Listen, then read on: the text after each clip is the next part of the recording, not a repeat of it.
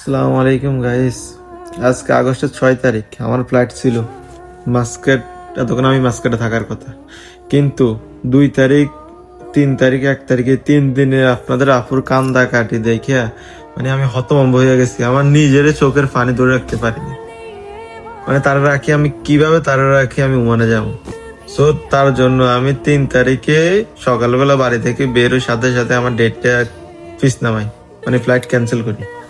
Flight cancel করার পরে সাথে সাথে তার জন্য টিকিট কাটি, আমার জন্য টিকিট কাটি, কক্সবাজারের টিকিট, তার একটা সারপ্রাইজ দিব, ওমান নিয়ে যাইতেছি বলে সারপ্রাইজ দিব। মানে তার শুধু তার একটু মুখ হাসি ফোটার লাগে আমি এত কিছু করছি। হয়তো একটু মিথ্যা কথা বলছি, একটু ছলনার আশ্রয় নিছি, কিন্তু এটা তো তার মুখে হাসি ফোটানোর জন্য। কিন্তু সে এখানে আসি আমার সাথে তুমুল ঝগড়া, কঠিন রাগারাগি। আমার দোষটা কি বলেন? হয়তো আমি তারা খুশি করতে চাইছি, কিন্তু এটা হয়তো আমি একটু উল্টা ভাবে চাইছি। এটাই কি আমার দোষ? যাই হোক, তারা নিয়ে এখন আসছি কক্সবাজার। সুন্দর করে ঘোরাফেরা করলে বাড়িতে যাইতে পারলেই হয়। আর আমার জন্য দোয়া করুন, আমি এই মাসে চলে যাইতেছি।